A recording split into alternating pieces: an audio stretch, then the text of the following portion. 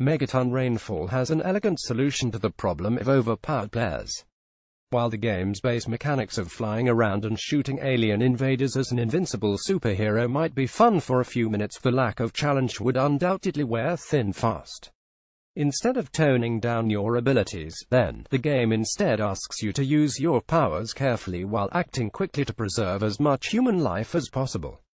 I haven't yet played the title, developed by Pentadimensional Games, in its PlayStation VR psvr mode, but I did go hands-on with the traditional 2D version a week before launch at EGX. What I found was a game that could be a surprise hit for the headset, if players have the stomach for it. Megaton Rainfall is like mixing a superhero simulation with Google Earth. You can fly around the entirety of a procedurally generated planet, visiting various cities, swooping down to street level to watch cars, and weaving between skyscrapers. There's an empowering and promising sense of freedom as you begin the game from space, overlooking Earth. I'm not sure how much variety the world will have, nor how long it will take to traverse it, but the idea of being able to fly across an entire planet in minutes is an exciting one. Sadly, you don't have much time to explore. A marker shows you where aliens are making the first attack, and you'll cut across the skies to arrive there in seconds, entering Earth's atmosphere in fiery style. Alien craft hover about cities, blowing up buildings, and you have to stop them before the loss of life is too great. Classic UFO-style ships are easily beaten by hitting a red weak point on top, but there are also faster, more slippery vessels that pound into the sides of buildings, and snake-like machines that worm their way through skylines with little care for the results. In the space of the 5-minute demo, the enemy variety was encouraging, and I hope new types continue to surprise me in the full game. The tech on display here was pretty incredible.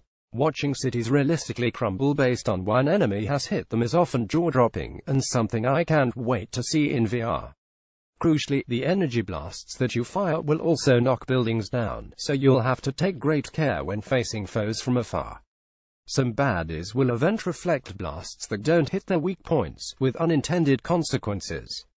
Once you've cleared up swarms of minions, you'll also have to take down a mothership, but stopping its city-toppling laser beam as it charges. If you fail, you'll be admittedly treated to a very cool scene of the area around you going up in flames. Ultimately, I was surprised by just how much I liked what I played of Megaton Rainfall.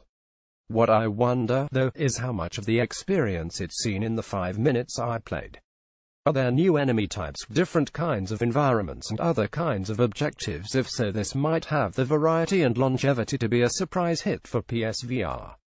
It's an encouraging sign that I enjoyed Megaton Rainfall so much on a 2D screen, because it means I absolutely can't wait to try it out in VR.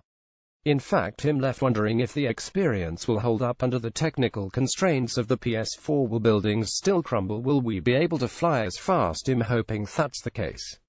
I also wonder just how comfortable Pentadimensional will have been able to make the game in VR. I know that optional field of view restrictions are in place, which should help a lot, but I often found myself upside down, turning tight corners and suddenly stopping as I flew headfirst into baddies and buildings.